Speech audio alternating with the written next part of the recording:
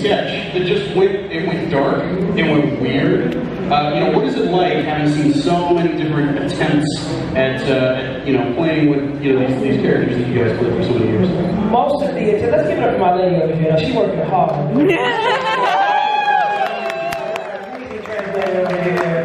I don't know that we were talking about her. Look at her, she's a great character. That is a really nice person. He likes dogs. He likes long walks on the beach. I can make her say anything. I'm actually curious of the American Sign Languages for Possibly, I'm partial to black guys from Los Angeles.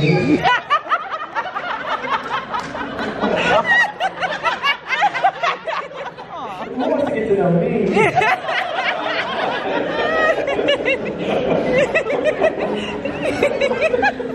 I hope she forgives me. At least you will. For Sonic the Hedgehog anyway.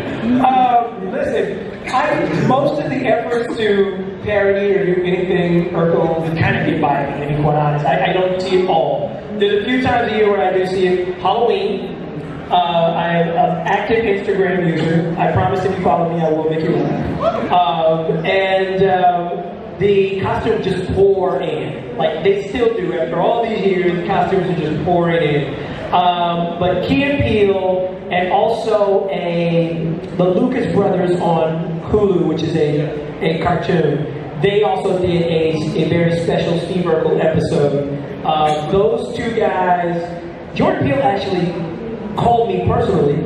I was on a ski lift, and an influencer friend of mine, I never even pick up my phone when I'm skiing, and God makes you do things sometimes. I'm like, who's this? I got my helmet on, my goggles, and it's Jordan Peele. And I'm like, oh shit, what's up, man?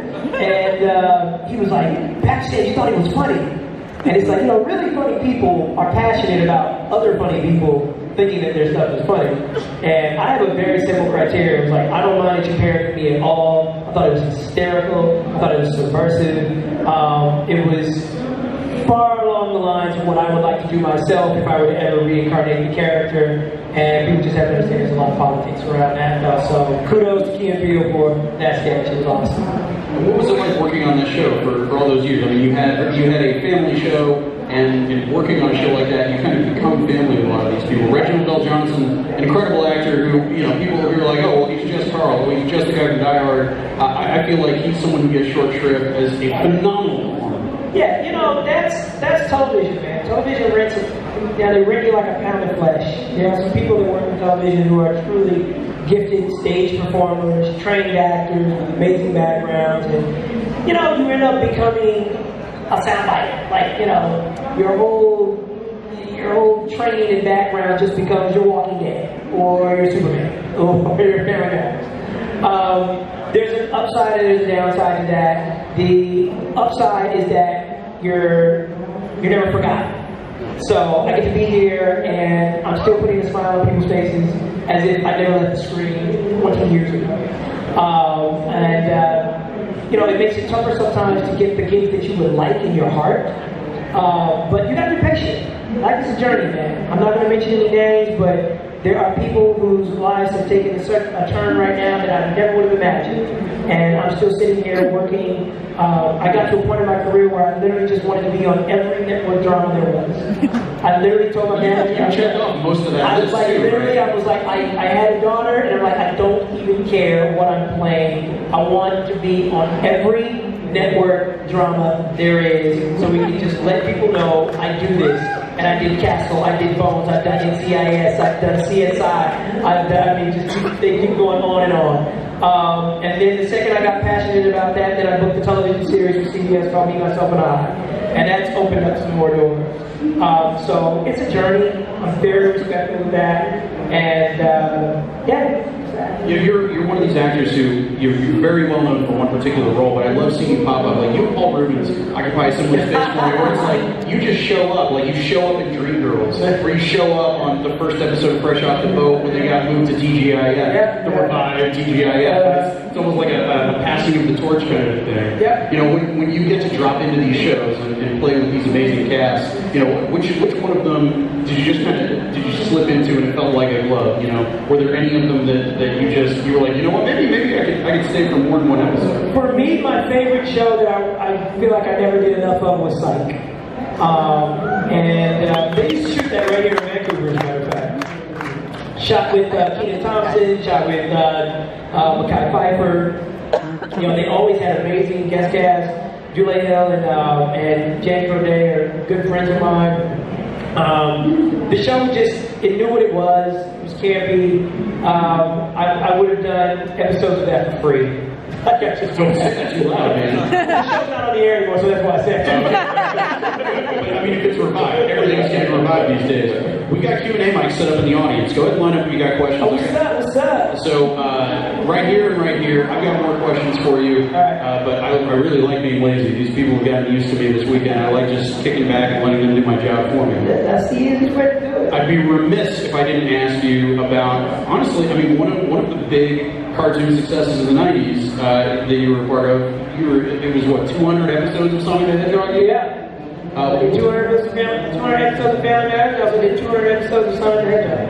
Now, doing that, were you wanting to go into animation at all? Was it that particular material you were interested in, or did you want anything but that? This is so funny because as fans, you guys will never understand, or you're not privy to the business reasons why somebody might have been chosen for something.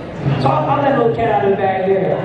I was on a show called Family Matters that aired on Friday, and they wanted to get Sonic on the Saturday morning schedule for ABC.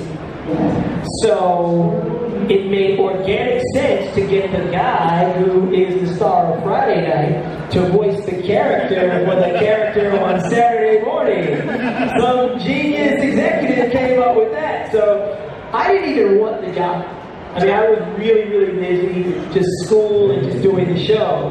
And it became this thing that was almost kind of like a pain in my butt. Like I would get off work and then I gotta go, you know, over to the recording studio and stay another 2 hours doing this, and my voice is hoarse. I've been doing an Urkel voice all day, now I'm doing voiceover all day. And man, I'm so grateful that it's this thing that I just willed myself to do, because I'm known for Sonic just as much as I'm known for Steve and Stefan these days. So what a blessing that was. But that's how I ended up doing it. Literally, I was a linchpin to getting the show sold and put on ABC. You mentioned Stefan, one of my favorite aspects of Family Matters. When we started to get a little weird, a little crazy in the later seasons, just doing fun let's stuff. Let's get this out here, okay? I didn't write the episodes.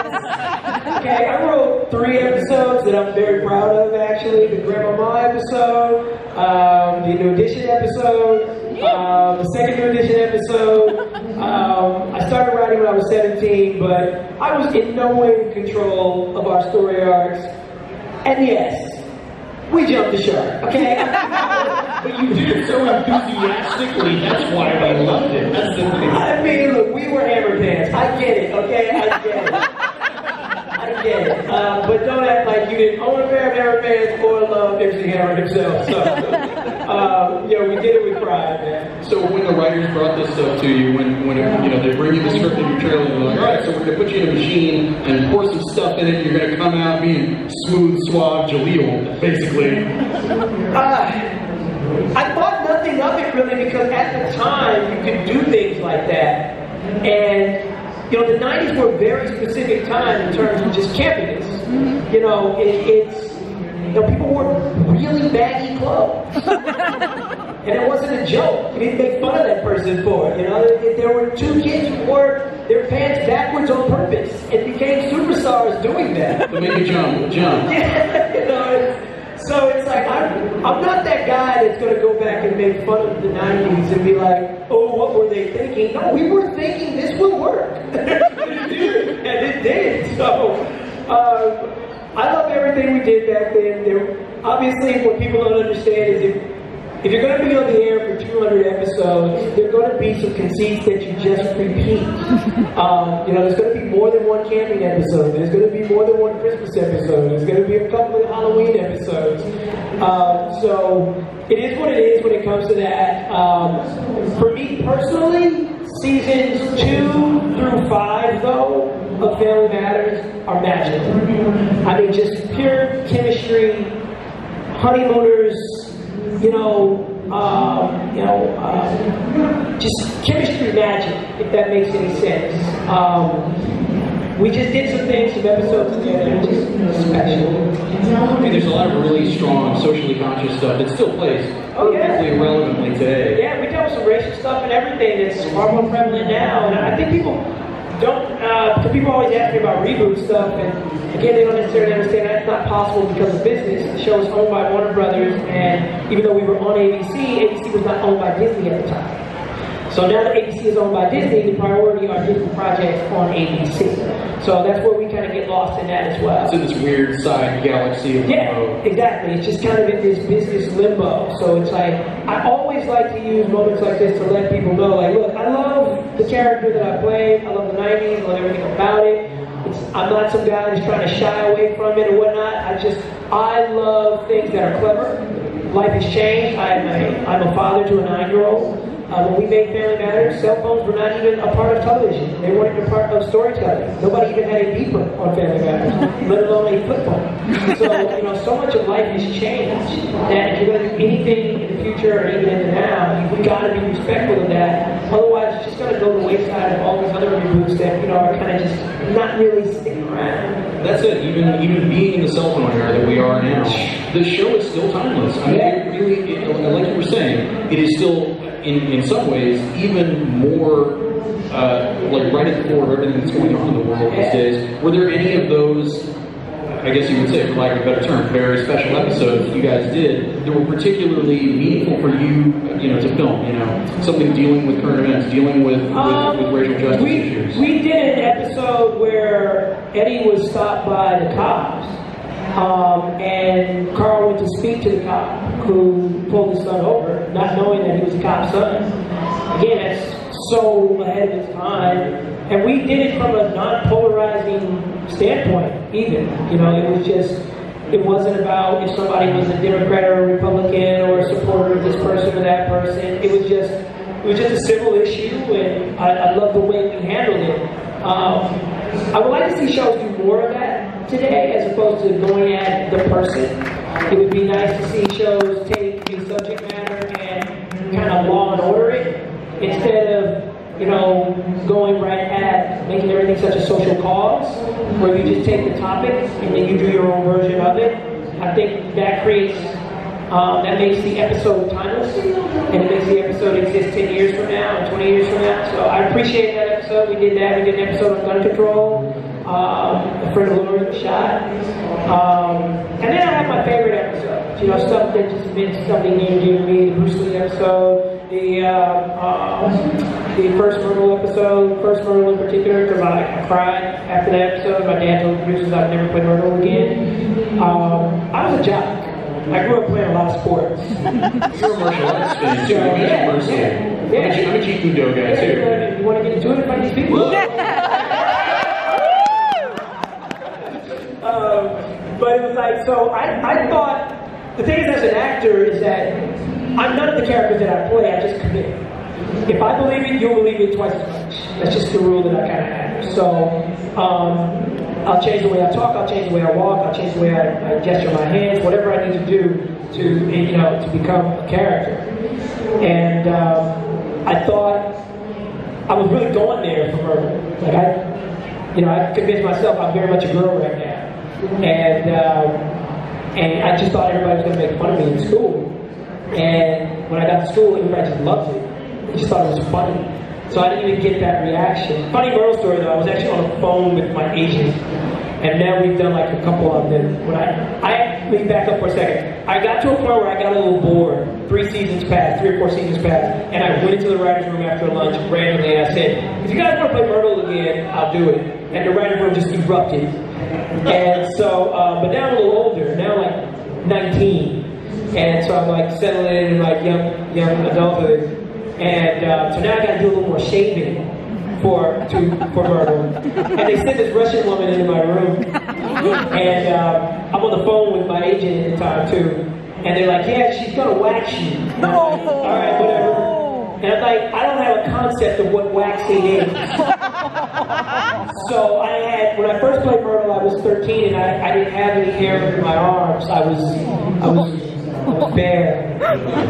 And then by 19, there was an issue that we needed to deal with waxing. So I'm on the phone and she's just lifting my arm. She's putting this hot stuff under my arm.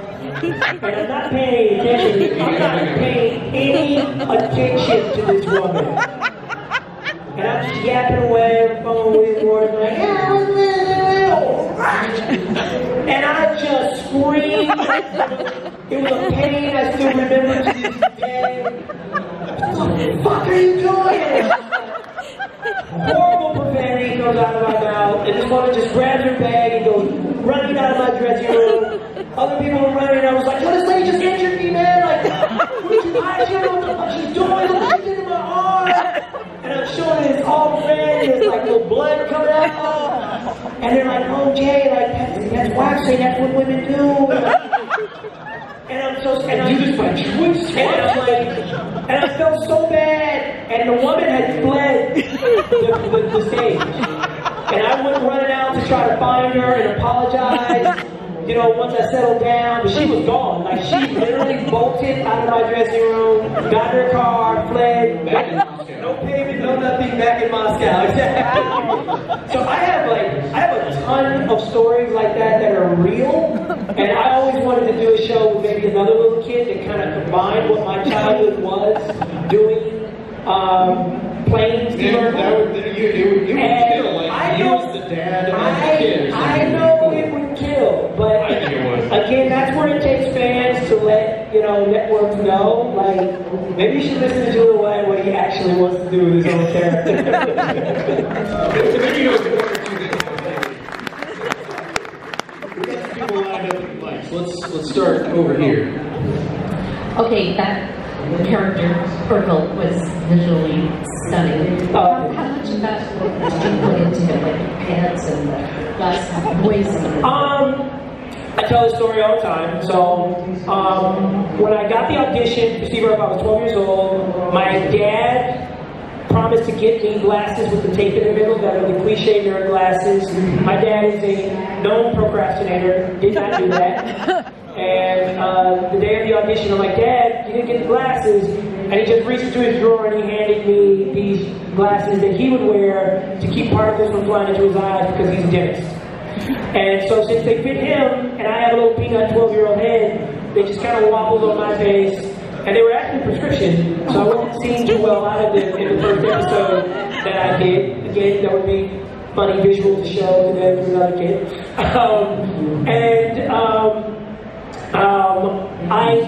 I had braces on my teeth. A lot of people didn't realize for the first 2 to 3 seasons of Family Matters. I had clear braces, which was a new innovation back then. And I kind of grown tired of acting because when you were a black kid in 1989, if you wore glasses and you were 5'4", you probably weren't getting the part. So this character was definitively a nerd. So my confidence just spiked, and I was like, I can go get this.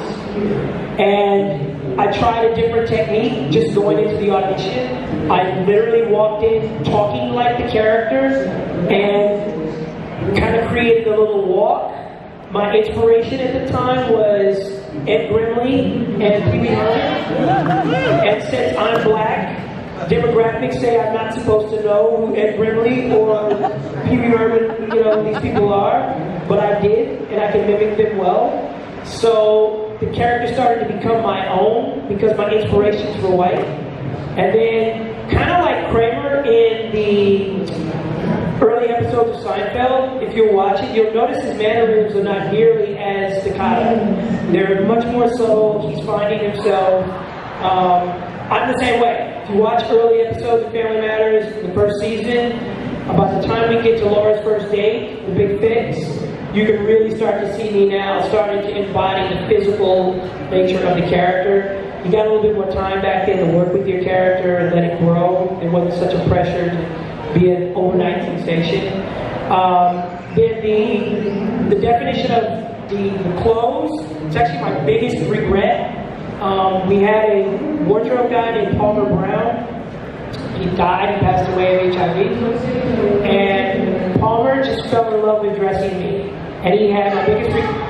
biggest regret was that he used to draw these sketches every episode that I did, and I had to wear something that was over the top.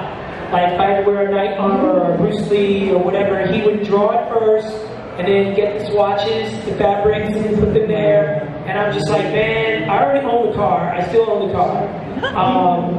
If I could just have all of his sketches back, it would be awesome. Any idea where the disappeared? I did, like, with his passing, all of his belongings just kind of went up in the air. But he is so responsible. I so wish that the Emmys or somebody had acknowledged what he had done for costuming, because he had a very clear vision for what his character's look should be, incorporating Ralph Lauren's polos. He was so ahead of his time. The saddle shoes. All I brought to the character was the body language and the glasses. Thank you. Awesome. Talk to you about this later. I might know a guy at Warner Brothers who might be the guy to find that if it still exists. I think it would be the one keepsake I would want, where his sketches, I'd probably actually get teary-eyed. Because I would just, when you're a kid, you find places to play. On, like, Warner Brothers is my child's, like, people pass, high school, they're like, oh, I went to high school there. But that's Studio Live. I mean, that is your I drive by Warner Brothers, I'm like, oh, I went to junior high school. Stage one was my high school. I mean, to have a costumer that is literally world class like that, yeah, he was effectively like doing your childhood dress up playing kind of stuff. He was so dialed in, and the character really inspired so many people who touched it, especially in the early years, season 2 through 5. And anytime I get a chance to sing his praises, may he rest in peace. He just was a very underrated costumer. Let's go to the next one, right over here. I saw you on the Tyler Henry show. Yes. How much of what you said came to, like... Any kids in here? Any children in here? There are some. All right. He messed me up. One back there. Yeah, I saw. I have a 9-year-old daughter, so I'm like, I'm sensitive to that. I'm like, he messed me up. That guy is the truth. Again, this is a journey. This is a life journey, a spiritual journey. My manager has his own instincts that are pretty amazing. He's like, Joelle, I want you to do this show. Tyler, he's terrific. I'm like, all right, Chris. I didn't know who this guy was. And he didn't know me. We met literally in the house for the first time. And I did not help him in any way. He's just like, there are all these women who want to talk to you. And I think my great-grandfather wanted to speak to me. I figured out who he was talking about very early on, but I just kept letting him dig. I wanted him to prove himself. So, yeah, that guy's the truth. He was amazing. I don't even like that level of vulnerability, to be quite honest. So I'm happy I got through it and everybody enjoyed it. Is that Harry Potter? Yes. Is that Harry? Points to Gryffindor. See your scar. What's up, man? How many times do you think you said your catchphrase on Right? Like, that should be like some type of internet fact find, and you should be the one to do it. I have no idea how many times I said, did I do that? I had a few others too. I'd fallen and I can't get up. I got me cheese. They put as many as they could in the pull-string doll. I don't know. They made me say it pretty much once every other episode. Oh, you got it, man. Oh, your sister's got one too. I'll get you that. What was your favorite line in Family Matters? My favorite line? Oh gosh, that's too many. That's too much to recall. maybe I have favorite episodes, but I don't have favorite lines. Or do you have maybe a favorite interaction? Maybe with you and Carl, you and Eddie, you and Laura. Yeah, no, I used to love working opposite Waldo. He played dumb so well, and I played exacerbated smart very well with him. Kelly Williams was a very underrated actress. As Laura, I had some really good acting moments with her. I can just remember a couple of scenes where we pushed each other to tears, and that's something that has to happen just in the moment on the set. And it was like, you know, and she was competitive too, so it was like, oh, she's going here. And just my dynamic with Kelly first, Reggie second, and then Eddie and Waldo. Those were always fun scenes to do. Yeah, I mean, the farce was always so great, but the fact that it had the heart and it was so genuine, I mean, that's why all of us love that And show. may she rest in peace, but again, I'm giving you some of the backstage stuff, but it was like, if you got a scene with Miss Rosetta, who played Mother Winslow, it was just like, because she didn't remember her lines very well as she was getting older. And so that meant you were going to have to work on Thursdays. And so it was just kind of like this known thing at table reading. It was like, they got the scenes with Rosetta. And I used to love Rosetta, though. We loved her because she taught us respect on a set. She was a Broadway actress who actually had an amazing story background. And I remember Darius and I were eating on the set during rehearsal, like some chicken wings or something that we got from craft service. And she came over and she was just like, right before we were going to start rehearsing, and she just smacked both of us. She started smacking us. And You could get a real authentic grandmother. no, like real authentic grandmother stuff. And she's like, don't you ever bring food to the set when we are rehearsing.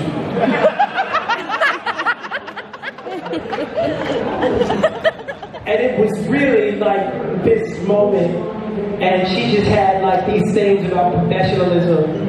And so it was like, that was the last day really I ever brought food onto the set. It's very unprofessional. And if you saw somebody else eating with some food, he was like, You don't know what you're doing here. they don't know. And of course she was kind of like, at times she would show her age. And I remember there was this one year where I was like 15, 16 years old, and you all buy Christmas gifts for each other. And Rosetta's had an assistant. Our producers were always very kind to her. We give them that. They provided her accoutrements that a show today would never pay for. She had a handler to take care of her, just take care of her pretty much. And I remember her handler came to my dressing room to give me my Christmas present, and I'm 15, and he was like, I just want to give you Rosetta's Christmas present, but I had nothing to do with this. I walked away. Just about it. Yeah, and I'm like, what the hell is this? I'm like, and I opened it, and it was a book on child safety, like how to cross the street, how to interact with strangers, how to interact with strangers, Once you get kidnapped. not eating any foods that weren't candy and wasn't wrapped. I'm not making this up. I'm not making this up. And I go like rushing out of my dressing room. And then like Darius is upstairs in his dressing room playing Eddie, and Kelly's down there. It's like, she gave me this table, she gave me this table, she gave me.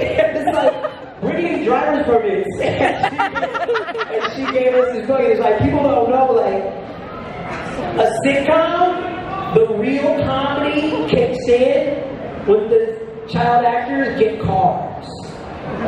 Like that, there you go. And it's like, you try to go to networks and explain this stuff. It was like, and my mom made me drive the family Acura first. She had an Acura Legend. And Darius, who played Eddie, he's actually only 6 months older than me. But Darius has always had a man body.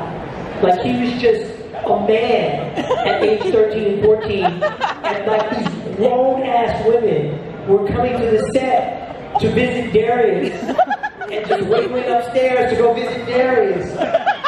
And we were living two different lives, Darius and I. Professionally, I was his big brother because I would show him how to make shit funnier on the set. And it was like, just try it that way, D. Like, trust me, it'll be funnier. But then in real life, like when I actually got an opportunity to go on my first date, I was so focused on school and work, I didn't realize I couldn't drive. So I was 16 years old, and I met a girl, and then it was like, shit, I can't drive. I can't let my mom take us out on our first date. Deep, like, can you take... I need a chauffeur. Like, can you... Like, there was no Uber back there. It was like, Darius, can you take me out on my date? And, you know, Darius was so smooth with it, though. He was just like, she got a friend. And it's like, I want to write this several these episodes so bad for y'all. You did it all the way for free. I feel like you should be pitching this to Netflix. No, you know, it's like, and so I called her up, and I was like, yeah, do you have a friend? And she's like, yeah, I have a friend. And then they were going on a date, and her friend comes down, and she's like extra banging. She's built like Darius. She's 14 years old, but she looks 31. It was Beverly Johnson's daughter, the model, Superman. It was her daughter. It was her friend. And I could wrap it up, but I would be giving you up the episode. I would love to film one day. But like Darius took me on my first date, and it was just like, yeah, we had these. It was pretty interesting growing up the way we did. But the cars, Darius drove a BMW like 525i right out the gate. You know, and it was like, my mom wouldn't let me get a new car until the Acura broke down, actually, after a taping. And I was so pissed, I was like kicking tires, because I had just crushed this episode. I knew I crushed it. Like, it got to a point where I knew if something would be a high-rated episode, like I didn't need to see ratings. I was like, we killed that. And I had one of the better parking spots with this shitty car. And then we would go out to Universal City Walk once we became teenagers and hang out afterwards. That was our thing. And so I was supposed to meet everybody at City Walk, and my car broke down. And that was finally, I got some empathy from my mom when I bought a Range Rover the next day, cash. And even if there's not a show out of this, I mean, there's got to be the secret diary of secret. We got about 10 minutes left. I'm sorry. This is good, right?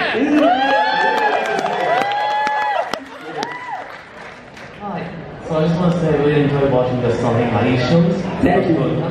So I have a question. So I know you did 3 Sonic cartoons. Which one is your favorite? My favorite one was the darker version that aired on Saturday mornings, because that was the one that they sold me with their pitches and their storyboards and all that kind of stuff. Then they came with this kind of lighter version with Tails and whatever, and you know, they were like, yeah, but this is the moneymaker. So, but the darker version that we did, fewer episodes of on ABC Saturday morning, that was my favorite. I have 2 questions. My first question is, how did you feel when you landed the role for Sonic the Hedgehog? Like I said, I didn't really want the job because I just had a lot on my plate. But I love the people that I ended up working with. Were you a Sega player? I mean, were you? Oh hell yeah! But I would play. You like Sonic? Of course, I love Sonic. Come on, get out of here. Me too. It's surreal for my daughter because, you know, again, when we go places, people recognize me for some of these things that she plays now. Like, she loves going to Dave & Buster's and playing the Sonic games. But I was more into sports games. So I love Madden, I love Lakers vs. Celtics, NBA Jams. I was more into sports games.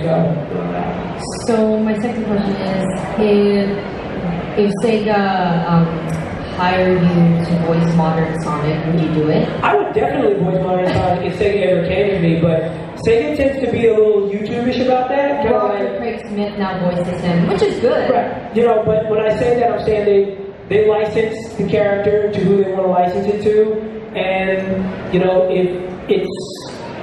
there's no guarantee that those people are going to want to follow the lineage of who's voiced the character. So I'm respectful of that. I still love your voice. When you say that's no good, I said that's so classic. No good. Right the finger. Way past true. Cool. Yeah.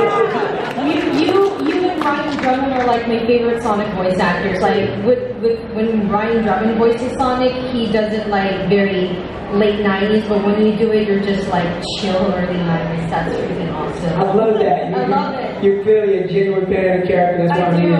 Thank you. I love it. And you gotta go fast. Go fast. A question with the darker version. Did you find you had to alter the character versus the Looney Tunes version? Yeah, they did. They let me be a little more edgy, you know. They let me kind of be. Again, there were all these characters that I was playing, and then there was Jalil. You know, I was a '90s kid growing up with rap music and hip hop, and you know, I tried to be as cool as I possibly could. You know, based on what was hot at the time.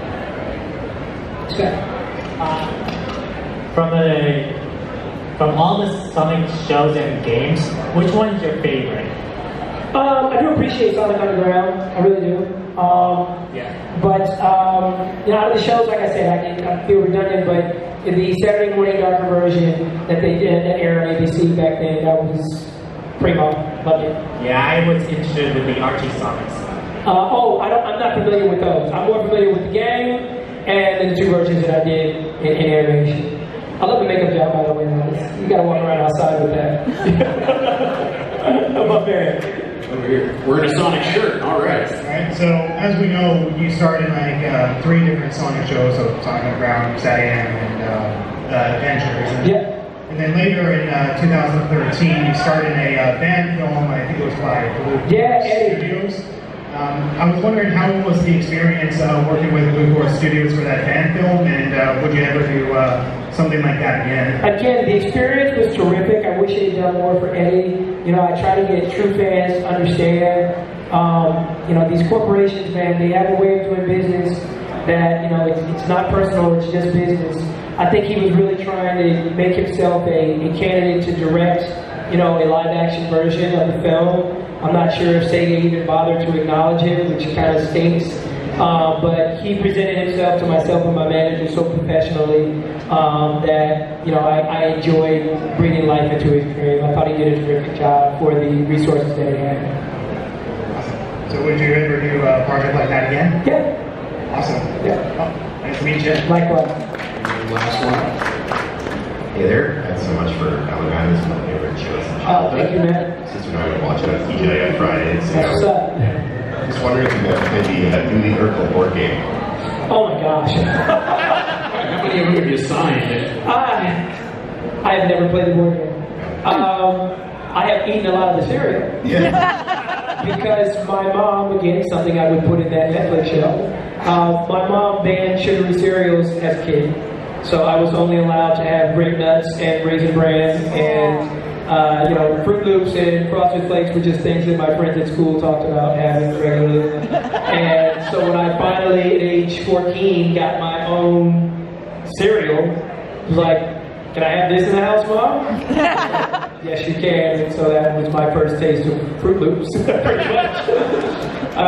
So yeah, that's the only thing I really partook in is my cereal, but I never actually played the game. Not about like it. No. Thank you so much. No, it's a pleasure. And to wrap things up, I got a question for you. You've had so many fans come up to you at conventions like this. You know, you get all kinds of stories about what Steve Urkel meant to him, what Sonic the Hedgehog meant to him. You know, without betraying confidences necessarily. You know, what are the most particularly touching kinds of interactions that you have with fans that reach out to you as, you know, what you did, these performances that you did, meant something to me. You know, meant something that being on the side of the screen that you were on, you couldn't possibly imagine. Well, I've really been blessed by the Google generation because nowadays, young kids especially, they know my name, which I really appreciate actually. So I get 10-year-olds and 8-year-olds and 11-year-olds that come up to me and they're like, it's Jalil White. And they say it as clear as day. It's not character. No, and it's because nowadays there's a conversion if you're interested in somebody, and that is to search for them, learn about them, and they're going to find me even on Hulu. They're going to see interviews that I did. They know more about me than 90s fans. So I really love even the younger fans that back home in the States. We've done huge numbers on Hulu. So on Hulu, you can watch any episode of Family Matters you want under their premium content, and or even not even their premium content. You just have to watch the commercials. And that's created a whole new world of fans. So I love kids, particularly from the Google generation, because it just spells relevance. And then I also love people who they get the work that went into the physical company. We have YouTube now. So I tried to explain this to an executive one time that physical comedy has changed because you can watch people on YouTube now genuinely jack themselves up. Like somebody didn't pretend to fall, they fell, they hurt themselves, it was a fake. So what that does is you don't realize is that raises the bar for physical comedy in scripting. And that's one reason why you don't see so much slapstick even develop now, because it comes off as silly if the slapstick is not convincing. So I spent many years like learning how to hit a door with my foot, snap my head back, and not get hurt, wrestling with hammocks and whatnot for an episode, you know, wrestling with a collapsible bed or whatnot. And a lot of this stuff was semi-choreographed, knowing what I would do. Injuries happened. I broke my finger in a wrestling episode. It's never been the same. I like my little bent finger though. It's cute. A man with no scars, you should probably leave him on the sidewalk where you found him. So I love people that come up to me and they're like, you know, I'll see a tweet, it's just occasionally, where they're like, you know, Jaleel White's a really underappreciated physical performer or something like that. You know what I'm saying? Because then it's like, okay, he saw work, man. I appreciate that. He saw work. Well, look, thank you so much for giving us this time. You're here the rest of the afternoon, right? Yeah, I'm here all If you day. haven't seen Jaleel yet, go over, say hi to him at his table. You know, spend some time with the man himself. Yes, I think everybody went out biking today, or it's just a lot of people in Vancouver really do go to church on Sunday, so please come by just to say hi. Let's hear it one more time for Jaleel White.